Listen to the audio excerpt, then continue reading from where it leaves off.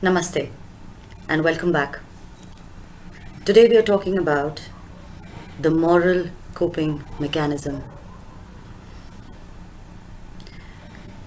Multiple situations in life sometimes make you feel like you've spread yourself too thin. That's when your coping mechanism kicks in.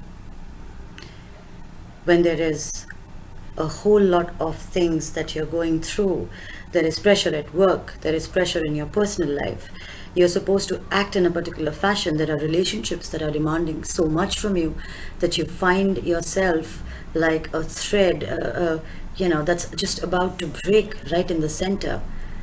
That is when the coping mechanism kicks in, and that is what we're going to talk about. This video is probably going to be one of the most sensitive videos that I have made so far. So bear with me and just hear me out. Passing away of a loved one.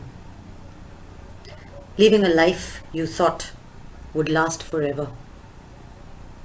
How many of you have lived through such an ordeal? Some of us have even experienced both the things. Some of us have experienced far more tragedies than that. The death of a person, the death of a relationship, or the death of a relationship being caused because of the death of a person are all situations when our coping mechanism kicks in, because everything is so sudden, everything is so fast. You don't know what to do, you don't know how to react, sometimes you are so numb that you don't know how to react. The disappearance of someone, a relative who you grew up with, how are you going to deal with that? Were you prepared? Did someone tell you, hey, now that you're maturing, these are the list of items that you should prepare yourself for? Nobody is prepared for it, and that is when your coping mechanism kicks in. Here is something a bit hard-hitting, but it is as real as is. Immaturity is the difference between being 20, looking 20, and acting 20. You see, enthusiasm strangles accountability. The more you grow, the older you grow, you realize through experience that sometimes the older you grow, you don't realize, but let's assume that as you grow, you do gain experience of whichever sort, and you realize that I have to be accountable for my actions. But then sometimes your enthusiasm takes over, and then you say, I don't care what happens, I live for the moment. But you may live for the moment, which is great, because I'm a pragmatist myself, but the moment may not pay you back the way you wanted it to later on. For example, a lot of us who were on the podgy side, who lost weight, or a lot of us who got something that they were after, say having a child, having a good job, having a great relationship, having a better way of life. Don't let your enthusiasm curb the accountability that you really need to keep, because at the end of the day, if you don't realize how serious and devious the thought of not giving a hoot about what is the repercussion of the actions that you have done is, well, all the best to you in that case. One of you wrote to me, and I read the email so many times, my heart just broke, but let me share it with you. This gentleman was working in a firm, and so was his cousin, and they were aware, of course, that they were working, but they were in separate departments. Now, there was one promotion that would have superseded the cousin who was working a few months before, since when the gentleman who wrote the email to me joined that firm. One fine day, he says, I take my briefcase and go to work, park my car, reach my desk, and I get a call from the boss, and the boss says, is this your handwriting? And I said, yes, it is. Why? And he says, well, you filled the form when you joined, and I know it's been a couple of months, you're doing very well. We are considering you for a promotion, but we have a small policy in our organization, and we believe in honesty. And here you have you've written separated, whereas you're divorced. And the gentleman was stumped, and he said, okay, well, I don't like to talk about it because it's very painful for me, and I'm sorry, it was just one small, tick mark, and I'm sorry, but you're going to have to leave. Imagine the shame, the pain, and everything that he had to go through. I felt very bad for him. Now, when he said, when I was coming out of the office, the secretary to my cousin texted me saying, your cousin told on you. Your cousin told on you. 5 words, he said, that changed his life forever.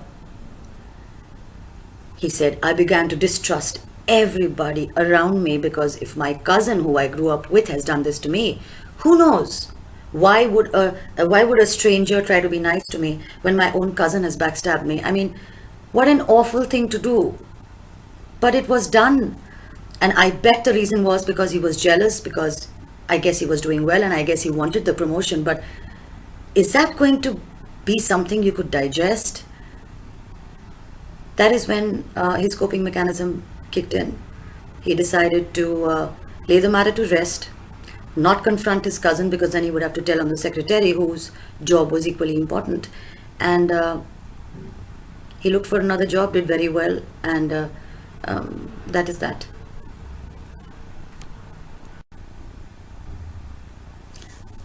When we're in our 60s, when we become parents, I watch my children and I wonder, my God, who are they going to marry? I hope I get along with them.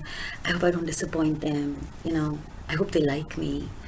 So I can imagine the next email that I received from a lady who is in her 60s, and she is a grandmother. She lost her one of her 3 sons in an accident. The son was married with a granddaughter. The lady had a granddaughter, and she owns quite a bit of property in the United States of America.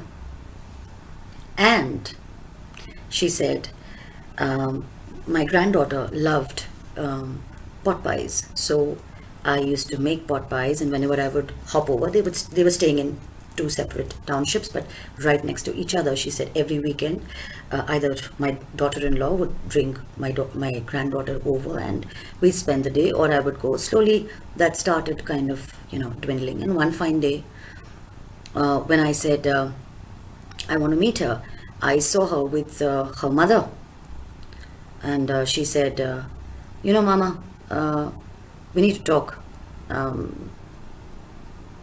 Your son's gone, I have a life to lead, and my job's not paying really well. I don't plan to settle down anytime soon. I'm happy with my independent life, but I have a child to raise, so why don't you, let me count that for you, why don't you will your property to me? That is 8 words. This lady writes to me and she says, these 8 words, they changed my life forever. Why don't you will your property to me? Gosh, how did you say that? How could you say that? How did your conscience allow you to say that? This lady has lost her son. And what was the blackmail that was done was when she said, I'm still alive, and I live on a bank pension, so I need to stay in a place, so after I die it's going to go to my grandchild. She said, no, I want it all willed to me within the next 2 months, that is 60 days. Otherwise, here you go, you will never see your grandchild again. Is that what it's come down to? Measuring money with relationships? Is that who we have become now? Do we have to be always one up from the other? She married this boy. She has a child. He's not alive. But the blood of that man runs in the veins of the mother and the child. Did that not strike you before you decided to blackmail?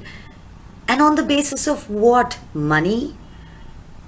Nobody's taking money, nobody's taking anything with them. We all came from the earth and we are all going back there without taking any moolah with us. So, just didn't get it. Just thought it was such a sad email that I just had to share it with you. She said my coping mechanism kicked in then. And that is the day I realized that if God forbid something were to happen to me, she would claim everything. So she said that I have divided my property into two parts. One goes to an NGO and one goes to my granddaughter when she's of age. That lady, the daughter-in-law, she's dug her own pit, hasn't she? I know you'll agree with me on that one.